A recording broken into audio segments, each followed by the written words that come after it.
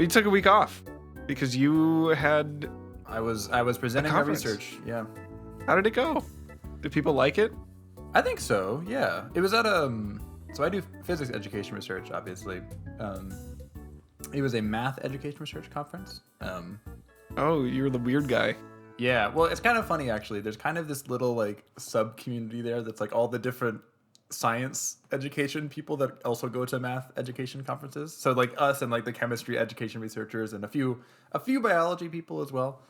But there's not as much math and biology as there is in chemistry and physics, so there's not as many of them. But yeah, we have a little cohort that kind of like travels to and goes to each other's talks. Oh, so fun. It is pretty nice. Unfortunately, it was hybrid, which meant that I was not there in person. So we didn't get quite as much like actual interpersonal networking time, which is kind of one of the major benefits of conferences. But sure. But it was fun. I mean, it was still a good time. I gave the talk. People seemed to like it. I had some great questions and helpful feedback and all that fun stuff. So research-wise, it was good. Networking-wise, it was not. Did people like join a Zoom call where you were? They're like, "This is Will Rihaloma with Physics Education Research." Pretty much, yeah. Yeah. Wow. How many people attended? Oh, well, because it's hybrid. There's some people in the room and some people on the Zoom. So, Cool. But it wasn't like a lot. I was probably like 10? Yeah, maybe 10 people or so. Wow. Yeah, I mean, well, the thing is like, so I do research in quantum mechanics, math, right? So like, it's a very niche field, right? Like if I was doing like reasoning research, it's much more approachable to other people. Like some people get scared away by the quantum, some people get scared away by the math. At the math end, obviously, it's more so they're scared away by the quantum. Anyone get scared away by you? Just in general? Your force of personality? Several children every day as I walk down the street. No, it was good. I thought it went pretty well. It was a fun talk. Talked about network analysis. It's pretty cool. Ooh, I don't know. I use a network analysis machine at work, but probably not in the same way that you do. Probably not. It's fine. Mine's a vector network analyzer. Ooh, what does that mean? Mm-hmm. Spill your trade secrets. Well, this one isn't trade secrets at all. This is a simple tool used by many people in RF fields, I believe. Okay. Basically, it has 2 ports, and it can send out a ping on one port, which is like a little frequency sweep, and it can listen on the other port to see what comes through. So a simple way of using it would be you could attach it to a cable, send out a ping on your first port, and listen on your second port, and see how much of that signal makes it all the way through. So it could help you figure out if you have a broken cable, or if a cable you're using has a lot of losses. That's a very simple application of it. That's kind of cool. Yeah. No, our network is very much like, so I study like, student thinking about the different mathematics representations used in quantum, of which there are several. So for me, it was actually like just like a, mathematically constructed, kind of like graph theory. Have you ever seen those with like the dots and the connections between the balls kind of thing? Yeah. Basically, it's like, looking at connections between these different expressions and like, how we can use techniques to analyze it. It was a lot of fun. It's also really cool because it gives you a great visual, right? Like everybody loves to see a cool network with like everyone wants a pretty picture. Exactly. So it kind of makes its own presentation for it almost. So that's how science works, folks.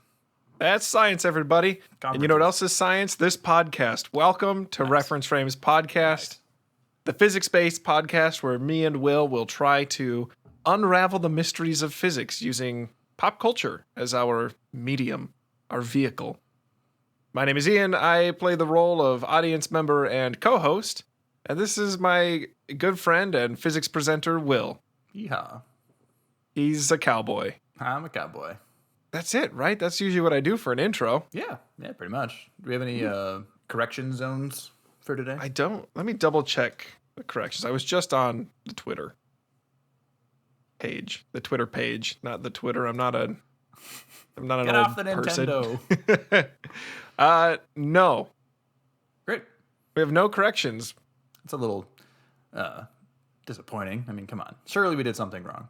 Will's out here fishing for corrections, everyone. Please feed him. Someone needs to critique him or his head will get big. I mean, I understand that like the film Knives Out is beyond reproach, but like surely the physics that we presented, surely there's something in there that was wonky. No, yeah, I think I had some conversations with coworkers about them, but nothing really, nothing sticks out in my head right now as I think back on cast my mind back to those conversations. Sure, that's fine. Yeah. So then I guess without further ado, Will, if you would like to take us to the theater of mind, I'll cue the background music and you can start speaking whenever. Sounds good. The commercial space tug Nostromo has self-destructed, and its sole remaining crew member, along with Jonesy the cat, has fled aboard the ship's small shuttle. Warrant Officer Ripley takes a well-earned breath and begins to prepare for cryosleep now that the nightmarish experience of the last several hours is behind her. Her brief period of relief is shattered, however, when she soon discovers that the cause of the crew's deaths, a horrible creature from among the stars, has managed to escape the exploding spaceship and hide away aboard the shuttle. The alien menace has nestled into a narrow space filled with tubes carrying coolant, and so she dons a spacesuit and grabs a harpoon gun, a plan forming in her mind. She straps herself to a chair and begins flushing coolant out of the tubes, eventually purging the fluid onto the deadly creature and driving it out into the open. Ripley then slams her gloved palm onto a red button and the airlock slams open. Small crates, papers, and other debris is blasted out of the opening and into the space beyond, but the Xenomorph manages to fling its limbs out at the last moment and catch itself in the doorway. Our beleaguered heroine fires her grappling hook into the creature's carapace in a last-ditch effort and manages to break its grip and send it careening out the airlock. The door shuts on the cable, however, tethering the creature to the back of the ship. Ripley watches in horror as it begins to crawl into one of the shuttle's engine ports, before running to the pilot seat and gunning the engines, incinerating the foul creature and safeguarding both her and Jonesy's lives. Oh, so scary. You ever seen Alien? Because I have not, but I kind of want to after. I actually don't know if I have seen Alien. I watched the scene several times as I was writing this, and I'm not gonna lie, I'm not a big horror guy, but I'm intrigued. I think I've seen Aliens. Sure. Is that the one that ends with the big mech suit? Spoiler alert. Yeah, that's basically the Vietnam parable, but in space. Yeah, that one. Yeah. I've not seen Alien. I have tried to play the game, Alien Isolation, and it is it was too stressful. I uninstalled it. Yeah, that I got maybe 2 hours in, and I was like, Yeah, I can't handle horror video games. So scary. Really well made, just not. Because horror games, scary. you can't close your eyes and let it pass you by like a movie. Like you have to you have to push forward into it willingly. Yes. And I kept losing at the same spot, and it was still scary every single time. And just frustrating too. Yeah. Yep. All right, so we got a few things to talk about here. Yeah. What are in we this doing example? This week? A big part of that scene was the kind of opening the airlock, and why would that air rush out, right? Or why would things rush out into space? So that leads me to believe maybe we're going to talk about like vacuum. Maybe we're going to talk about empty space. Maybe we're going to talk about like pressure differential type situation. But what if it's a red herring? What if that isn't it at all? What if it's red herring? We could be talking about tension. We haven't done tension yet, have we? No, I don't think so. Tension of the grappling hook rope as it swings the alien back onto the ship. We've already done nozzles and rockets, so I know you're not going to talk about that. That's right. You thought I'd forget. It's true. I didn't. It's true. Wally exists. Darn it. Take that. I think I'm probably going to land pretty squarely in sort of like the vacuum realm. Okay. You are quite right. We are talking about pressure today. Specifically pressure in a gas, because it's a little more complicated when you get liquid like water pressure. But yeah, great guess, Ian. Pressure differentials, Thank you. all the fun stuff. All right, so let's get into it. So basically, Let's do it. The core idea, picture in your mind's eye, is that any object that's submerged in some sort of fluid, including gases like our atmosphere, are basically constantly being just bombarded from all sides by the random motion of the molecules in the air. So imagine yourself, you're just standing still out in the open on Earth. You're getting pummeled constantly from all sides by all these nitrogen and argon and oxygen molecules just slamming into you constantly. So you can kind of picture this atmosphere as kind of like one of those, like a ball pit from like one of those McDonald's play places or something. Yeah. Sticky. Yeah, just sticky and gross, and yeah, exactly. But you can imagine that, but those things are just zipping around and flying all over the place constantly. That's kind of what the atmosphere is like, but a lot smaller, obviously. And so these trillions of molecules that all slam into you in any given second, they all are exerting a measurable force on you and on everything else. And we call this sort of summative effect of all these collisions, we call that a pressure. So generally, this doesn't really affect you because your body has been built to withstand pressure like that. And since you're being pushed on all sides all the time, there's no net effect, right? Like some of it's pushing you to the right, some of it's pushing you to the left, but you're not going to get pushed in any which way by just the random collisions of these molecules. However, let's imagine what happens if you have a higher pressure on one side of you than on the other side. So again, if we zoom into these molecules, right, you can imagine this being either there are more molecules on one side of you slamming into you, or maybe there's the same number of molecules, but they're hitting you harder than on one side than the other. In that case, right, you're gonna experience this summative effect is gonna push you in one direction, right, away from the high pressure, away from the more molecules, or away from the faster molecules. You get shoved by them basically in the direction of the low pressure. This is what we call a pressure differential. You know, Ian mentioned that earlier. We call it that because there's a difference in the pressures, right? A pressure differential, there's two different pressures on different parts of you, and that can push you. So tying it back into the scene then, right? What do we see here? In that spaceship, in that shuttle that she's trying to escape on, we can assume fairly safely, I think, that it's filled with air because she's able to breathe without a helmet. So that means that there's a bunch of these molecules battering her and battering everything else in the place constantly, right? So her, Jonesy the cat, the Xenomorph, boxes, things like that, constantly getting hit from all directions by these things, slamming into them. When she opens the airlock, though, right, outside in space, there's essentially no air. There's, I think, one hydrogen. Oh, yeah, if you're in deep space, I think there's one hydrogen atom per cubic meter or something like that. It's not a lot. It's not a lot. Almost nothing. So all those molecules that are near the airlock, right, imagine the ones right next to the doorway as it opens, right, they're bouncing around, they're bouncing off each other, and once they get hit in the direction of the airlock, they just go flying out the airlock because there's no more door to stop it from, no more door to bounce it back in. So all these molecules start bouncing off each other, and eventually they all start bouncing off and leaving out the airlock because random bounces, eventually they get hit in that direction and there's nothing to stop them, so they just leave. So what this means is that near the airlock, on that side of the big room they're in, right, there is now way fewer molecules because they're zipping out the wall, zipping out the airlock.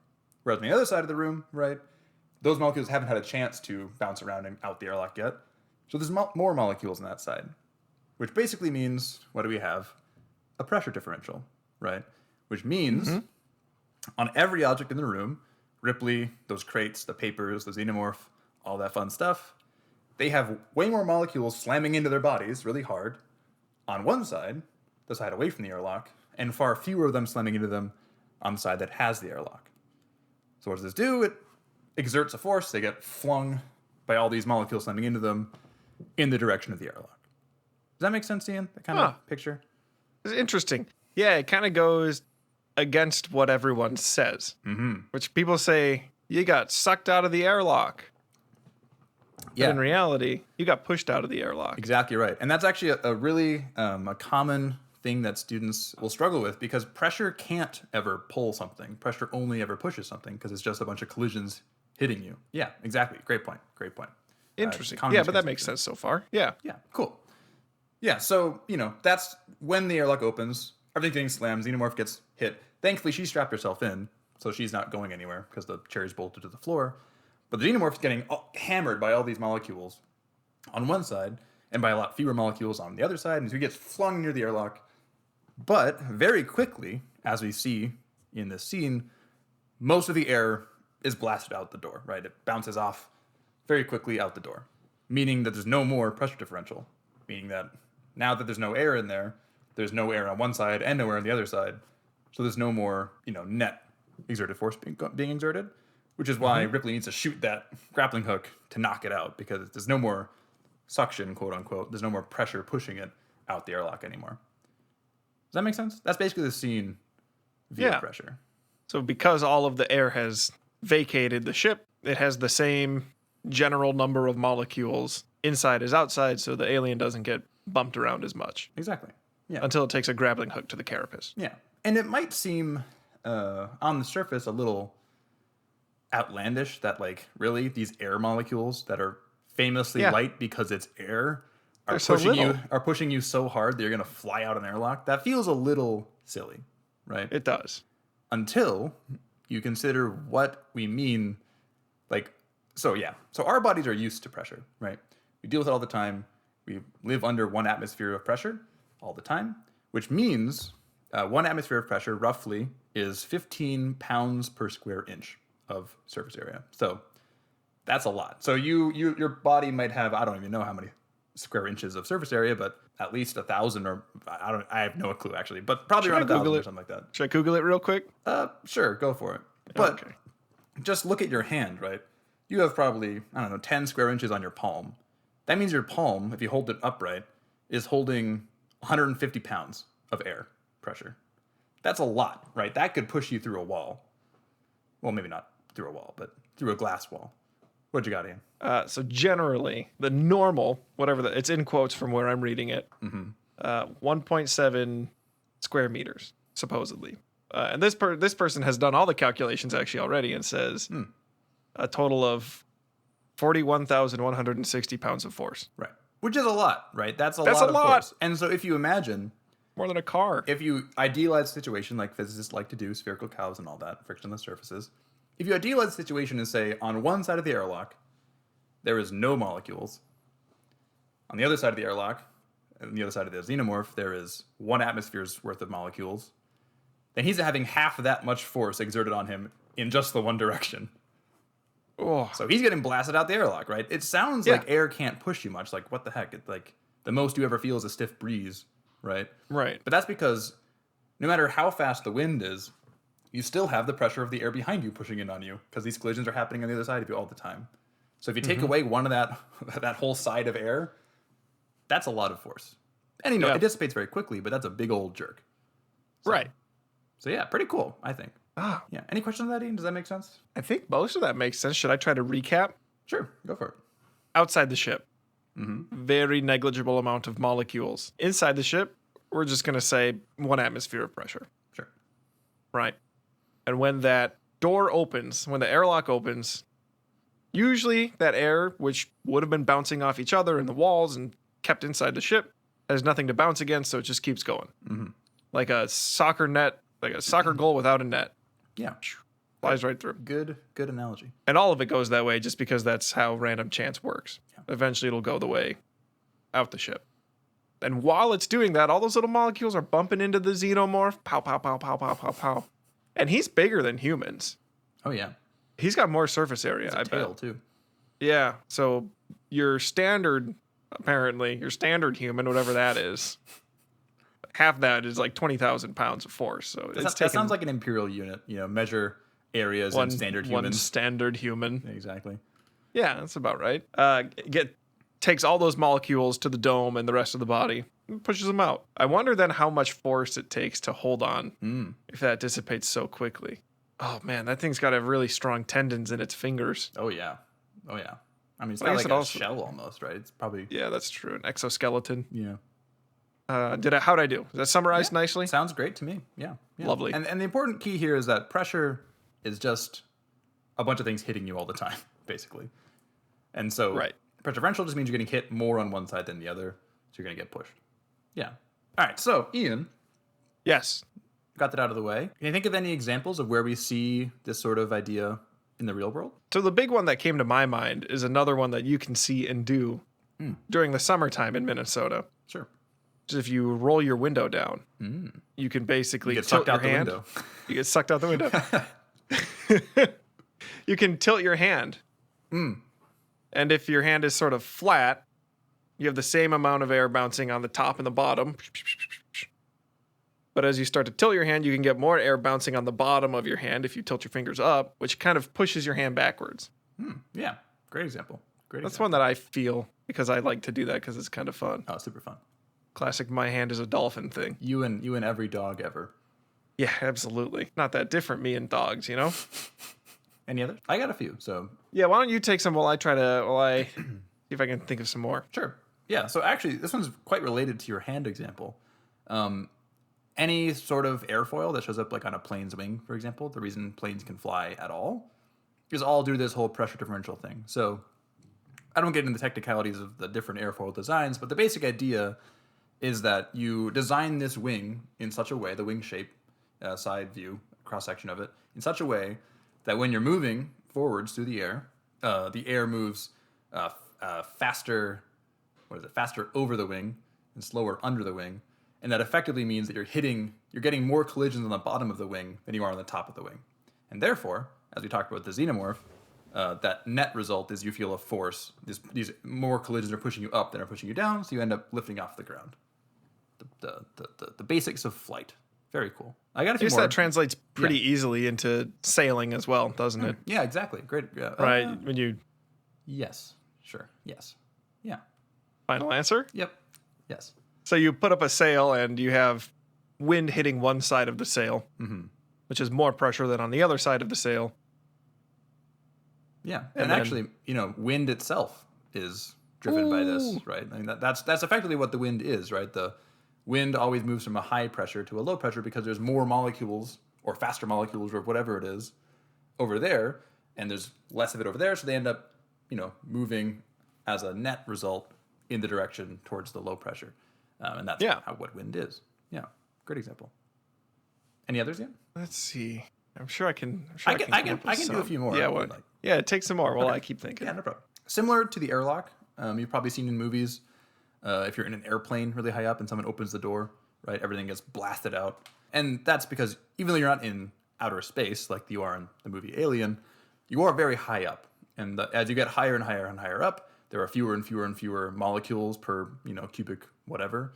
There's just less dense air up there. So you open that door, you have more molecules there, and they start drifting out. And again, they start carrying stuff with it as they drift out. Same thing with the airlock. Another one that I like is the idea of straws, how straws work. Same idea. Anything with suction, really. So suction cups, same idea. But for the straw, right, you are sucking air out of the straw above the water or the liquid, whatever you're drinking. And so the air that's pushing on the outside of the straw, like on the top surface of the liquid, is pushing harder than the air inside the straw is pushing on the water inside the straw. And so the water is actually pushed up by the air outside of the straw, pushing down on it. It's very cool. Same thing with suction cups. So a suction cup, you stick it to a surface, a flat surface, right? What you're doing when you push it down is you're basically flattening it to the surface, and therefore the only thing that's holding it there is all the molecules slamming into it from above, right? Or from the side if you're putting it on a wall. So all these molecules slamming into it from above are just basically keeping it stuck to the wall.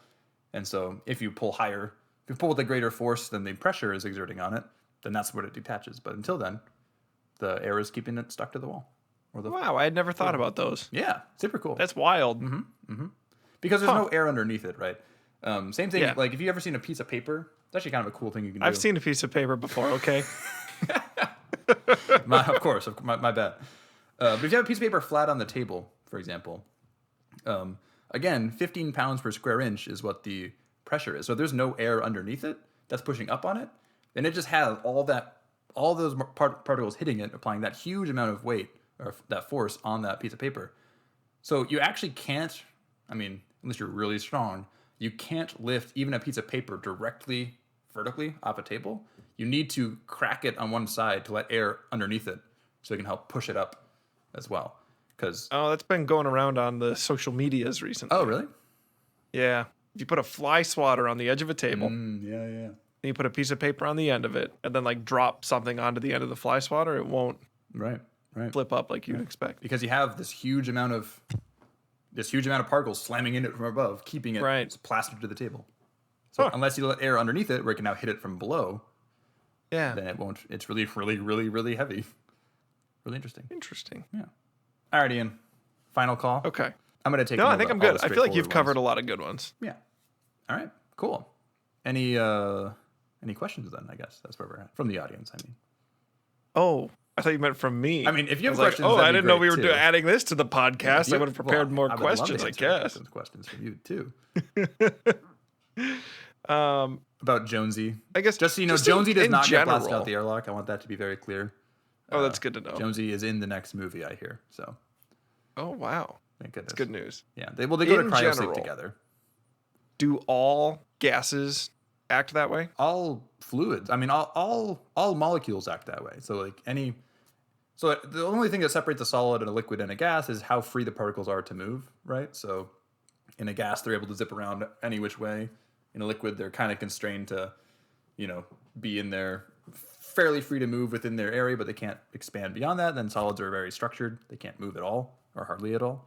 Yeah, anything where particles can move around, like in a liquid or a gas, these fluids, yeah, they'll slam into things and exert pressure. So if the ship were filled with water instead of yeah, it would blast air, out the... Yeah. It'd be like a big fire hose. Well, actually, that's an interesting question. So...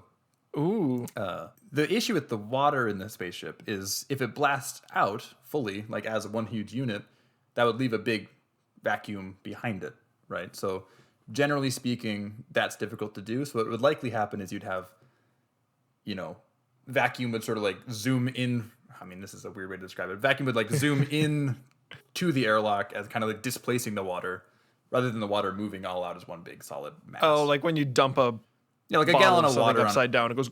Yeah. The air has to move in to take over the space. So yeah. All right. Yeah, but yeah, same idea. No more questions from me. Questions from the audience, though. We have 2. Wow. Our backlog has. We're thinning out. Yeah, we have. So please, if you're out there and you have a question for us, you can always tweet it at us at Podcast Frames on Twitter. You can email us, referenceframespodcast@gmail.com. Please, we need more questions. But this one today comes from at Doris Lynn. Oh. At Podcast Frames. How would time loops resolve in space/time in the Harry Potter universe? Would it translate to the non-magical world? So good luck with that one there, Will. Thanks, Ian. Okay, so time loops.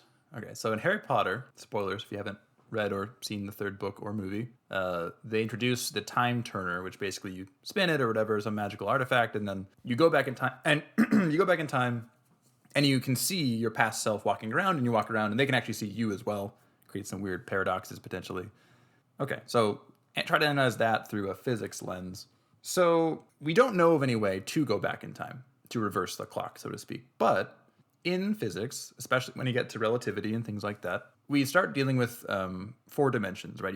You might have heard of this in, pop culture or the Big Bang Theory or something like that. But basically, you have these 3 spatial dimensions, so like up, down, forward, back, left, and right, that define all of positions in space, right? Up, wherever you want to point, you can point to. And like the 4th quote unquote dimension is basically a coordinate saying at what time is this thing at a certain position. So in that way, we can kind of reconcile it because there's nothing like mathematically wrong with having you at 2 different coordinates in space time, meaning that you can see maybe you're 50 meters ahead of you at the same time. That's fine. You can have various objects at the same position. Why not have various objects at the same time? That seems reasonable at different positions. But I don't know the actual mechanics of how the time turner works, Doris Lynn. I'm sorry, but that's my best work at trying to pop that into a physics lens. I hope that was helpful. If not, so you're saying if we had a way to go back in time, or if we had a way to go forward in time, just wait. There we go. We did it. Oh, we've done it. I'm proud of there us. would be nothing preventing you existing at the same time in 2 different locations. Not that I'm aware of. I mean, I don't know why there would. Because, I mean, there's nothing wrong with just describing a thing at 2 different coordinates in space-time. Nothing wrong with that. Yeah. Good old math. Good old math. I love that math can tell us when things can't be, but it doesn't always tell us when things can be. It's true. The arrow of time. Thermodynamics, all that fun stuff. All spoilers for future episodes. Well, pressure. It's kind of a thermo thing. So the arrow of time. Well, anything else? I think that's it, right? Let's see here. If you don't want the next episode to have the last question we answer, we only have one left. Please. So hit us. Send us give us some give questions. us a tough one. Give us a really tough one. Yeah. Make me calculate something. No, don't do that actually. Yeah, make him calculate something. It makes him angry. That's actually not true. You've answered a lot of questions regarding track and field. That's true. Actually, just in general, lifting heavy things between my family That is true. throwing That is heavy true. things and picking up heavy things. What is the You've tension calculated on a hammer throws cable? tension on a hammer throw as well as horsepower generated. Oh, yeah. If you remember that. Speaking of Imperial units, throwback to like 10 minutes ago, the fact that we use hands to measure the height of a horse and feet to measure normal distances in Imperial is what? It's so fun. It's so pleasant. It's so odd. You never know what you're going to end up with. It's true. It's true. I am Furloughs. a bicycle and a half tall. Oh, is that true? I mean, depends. What size frame? You can pick the right size bicycle. 29er? It's just like Chuck used to say, the answer is 3 as long as you pick the right units. And folks, that's where we're going to leave you today. You can always have the right answer as long as you know the right units. Bye, everyone. See you next time. Bye, folks.